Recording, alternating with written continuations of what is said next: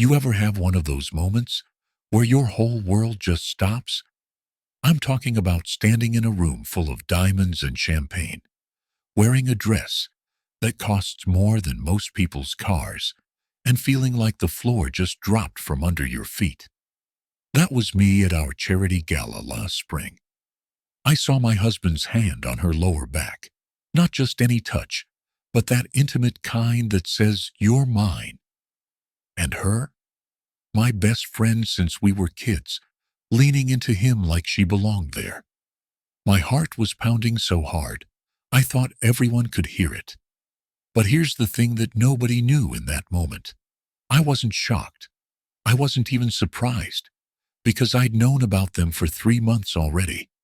And baby, I'd been planning something so much bigger than a scene. See, they thought they were playing me, but I was 5 steps ahead, playing chess while they were playing checkers. That night wasn't about catching them. It was about destroying them. And if you've ever been betrayed by the people you loved most, stay with me, because what I'm about to tell you will make you believe in karma again. Hit that subscribe button right now, because this story, it's about to get real. Let me take you back to where it all started, because you need to understand what I had before I tell you what I lost, or what I thought I was losing. 8 years ago, I married the man I thought was my forever. His name was DeAndre, and back then, he was just a brilliant tech guy with a laptop and a dream. We met in college, fell in love over late-night coding sessions and cheap pizza. I wasn't just some woman who married for money. Understand that. When DeAndre started his tech company, I was right there with him, using my marketing degree to build his brand from nothing. I became his chief brand officer, and together, we turned his software company into a billion-dollar empire. We had the penthouse overlooking the city, the private jets, the invitations to every exclusive event you can imagine. People looked at us and saw power couple goals. But more than the money, I thought we had real love. I thought we were partners who'd built something beautiful together. My best friend, Candace, she'd been there for all of it too.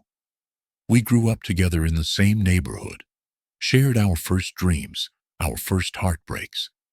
When life got hard for her, when her fashion design career wasn't taking off, I was the one who helped her. I gave her money, introduced her to connections, got her into rooms she couldn't access on her own. She was my maid of honor, the sister I never had. I trusted her with everything. But 6 months before that gala, things started feeling different. You know that feeling when something's off, but you can't quite put your finger on it? DeAndre started coming home later and later, always with some excuse about meetings, or investors, or problems that needed solving. He'd be on his phone constantly, smiling at texts, then quickly putting it away when I walked in the room. And Candace, she suddenly became so busy. Girl who used to call me every single day was now too swamped to even grab lunch. When I did see her, she couldn't quite meet my eyes. There were little things too. DeAndre started working out more, buying new cologne, caring about his appearance in ways he hadn't in years. I'd walk into a room and conversations would stop. I'd mention Candace's name and he'd get weird and quiet. My gut was screaming at me that something was wrong, but my heart wanted to believe I was just being paranoid. Maybe the success had changed us, I thought. Maybe we just needed to reconnect. So I tried planning date nights, suggesting couples therapy, doing all the things a good wife is supposed to do. But he kept pulling away, and every time he did, a little voice in my head got louder. That voice was telling me to wake up and see what was right in front of me. I couldn't take the not knowing anymore. So I did what any woman with resources would do. I hired a private investigator. Best money I ever spent, even though what he found nearly broke me. 3 weeks later, I'm sitting in my office when this manila envelope lands on my desk. Inside were photos that made my stomach turn. DeAndre and Candace is at hotels, restaurants in different cities, his vacation house that I thought he went to alone for work. There were text messages the investigator had recovered, hundreds of them, going back 8 months. They weren't just sleeping together. They were in love. Real love, or at least what they thought was love. Messages about their future together, about how they couldn't wait to be public, about how I was just an obstacle they needed to remove. That word, obstacle, I'll never forget reading that. I wasn't a person to them. I was just something in their way. The investigator found more, though. He discovered that DeAndre had been meeting with divorce lawyers, and not just any lawyers, the sharks who specialize in destroying wives in court. He'd found a loophole in our prenup, some technicality that would leave me with almost nothing, despite everything I'd built with him. And Candace? She wasn't just going to be his mistress. She was positioning herself to take my place in the company, too. They had it all planned out. The divorce, the restructuring, her new role as chief brand officer. My role, my life. They were going to erase me and rewrite history like I'd never existed. I won't lie to you. Those first few days after finding out were dark. I couldn't eat, couldn't sleep. I'd look at myself in the mirror, and wonder what was wrong with me. Why wasn't I enough? How could the two people I loved most do this to me? I wanted to confront them right then, to scream and throw things and make them feel a fraction of the pain I was feeling. Part of me wanted to post everything online, to destroy them immediately with the evidence I had. But then something shifted in me. I was sitting in my closet, crying on the floor like a fool, when I caught sight of myself in the mirror. And I thought, no, I'm not going to let them see me break. I'm not going to give them the satisfaction of knowing they hurt me. These people wanted to destroy me quietly, to push me out and take everything I'd worked for like I was nothing. So I made a decision right there, on that closet floor. I was going to destroy them, but I was going to do it my way, smart, calculated, and so devastating they'd never recover. I wiped my tears, stood up, and started planning. They wanted to play games with my life? Fine. But they were about to learn that you don't betray a woman who knows how to play the long game. From that moment on, every smile I gave them was strategic. Every normal day was part of my plan. I became the best actress you've ever seen. For the next 3 months, I played the role of the clueless wife perfectly. I'd kiss DeAndre goodbye in the mornings, ask about his day, pretend to believe his lies. I'd have lunch with Candace, listen to her talk about her life, all while knowing she was sleeping with my husband. It was torture, but I kept my eyes on the prize. Behind the scenes, though, I was working. I secretly met with the best divorce attorney in the state, a woman known for destroying powerful men in court. She looked through everything and smiled when she reviewed our case. Turns out, I had way more leverage than DeAndre's lawyers thought. All those years I'd worked building the brand, growing the company, I had documentation proving my contributions were essential to the business success. Even better, I'd kept every email, every contract, every piece of proof that showed I was more than just a wife. But the real gold mine? Something even I had forgotten about. Back in the early days when the company was just starting and money was tight, DeAndre had given me 30% of the company shares as payment for my work. It was buried in paperwork from years ago, never discussed, probably forgotten by him. But it was legal, binding, and documented. I owned nearly a third of his billion-dollar company, and he had no idea. That's when the real plan started forming in my mind. I started reaching out quietly to DeAndre's biggest competitor, a tech giant that had been trying to acquire his company for years. They wanted his software, his patents, his client list, but DeAndre had always refused to sell or partner with them. Well, I had something they wanted even more than his cooperation. I had insider information, trade secrets, strategic plans, and most importantly, I had those shares. Over several secret meetings in different cities, I negotiated a deal that would change everything. I would sell them my insider knowledge about the company's vulnerabilities, upcoming projects, and business strategies. Then, when the time was right, I'd sell them my 30% of shares. The price, $2 million up front, plus the percentage of future profits once they successfully competed against DeAndre's company. My lawyers structured it carefully, making sure everything was legal, but hidden, until I decided to reveal it. They estimated that within 5 years, my percentage could be worth $10 million or more. But honestly, it wasn't even about the money at that point. It was about making sure that when I walked away from DeAndre, I didn't just survive, I thrived. And I was making sure that the empire he thought was his alone would crumble without me. Every handshake with those competitors felt like taking back my power. Every contract I signed felt like justice.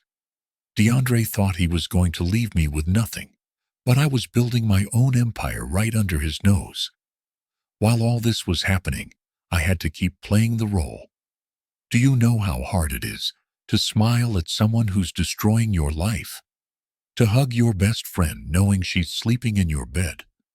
But I did it because I needed them comfortable, nice and unsuspecting.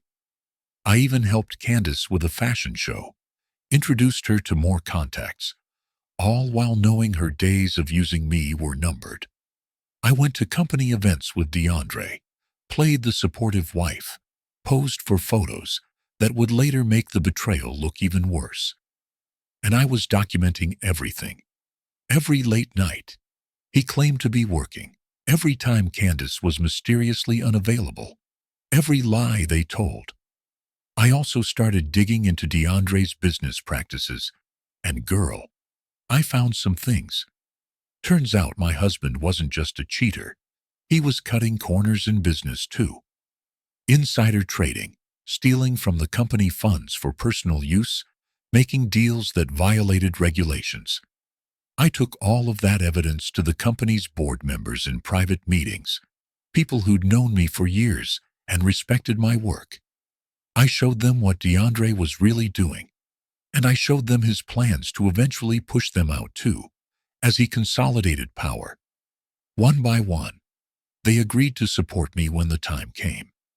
I was building an army, and DeAndre had no idea the war was already lost. Then, I planned the charity gala. It was supposed to be our annual event, something we did every year for underprivileged kids in tech. Ironic, right? But this year, I took complete control of planning it. I made sure every influential person in our industry would be there, over 500 guests. I arranged for press coverage, for photographers, for the event to be live-streamed to thousands of people. I controlled every detail, from the seating arrangements to the timing of speeches. DeAndre thought I was just being extra involved, trying to reconnect with him through work. He had no idea I was building the stage for his destruction. I had the board meeting scheduled for the week after the gala, where they'd vote on DeAndre's future with the company. Everything was perfectly aligned. The night before the gala, I barely slept. But not because I was nervous. I was excited. I kept thinking about their faces when they realized what was happening, when they understood that the woman they'd underestimated had outsmarted them completely.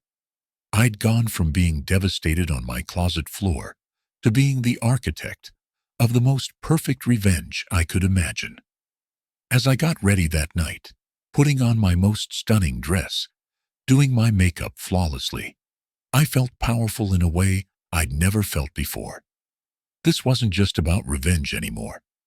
This was about taking back my life, my dignity, and my future. The gala night was perfect. Crystal chandeliers, expensive champagne, everyone dressed in their finest. I looked amazing, and I knew it. DeAndre kept looking at me strangely, like he sensed something was different, but couldn't figure out what. Candace was there too, wearing a dress I'd helped her pick out weeks ago, still playing the role of supportive best friend. The irony was delicious. About an hour into the event, I took the stage to make what everyone thought would be a standard welcome speech, and thank you to our donors. The screens behind me lit up with our charity's logo, and I started talking about the importance of supporting young people, of giving opportunities to those who deserved them. Everyone was smiling, clapping politely. Then I paused, and I said the words I'd been rehearsing for months. But tonight isn't just about charity. Tonight is about truth. Because I've learned that the biggest betrayals don't come from strangers. They come from the people you trust most. You could hear the confusion in the room, the shift in energy. DeAndre's smile faltered. Candace looked nervous, and then I nodded to my tech guy, and the screens behind me changed. Photos of DeAndre and Candace appeared, kissing at restaurants, holding hands at his vacation house, lying in bed together. The room erupted in gasps and whispers. I watched my husband's face go from confusion to horror, to pale terror in seconds. I watched Candace start shaking, tears already forming. But I wasn't done. Not even close. The screens kept rolling, showing a timeline of their 8-month affair, with dates and locations. Then came the text messages, projected 15 feet high for everyone to read. Messages where they called me clueless, where they laughed about deceiving me, where they planned their future after pushing me out.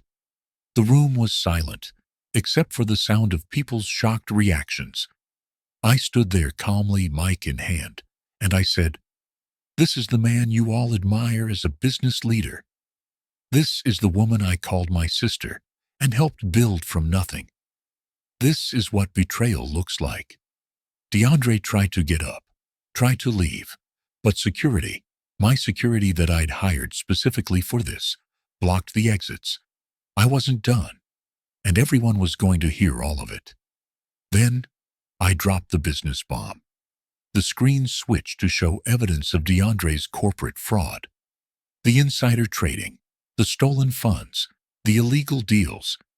I'd had forensic accountants go through everything, and it was all there in simple charts and numbers that even non-business people could understand.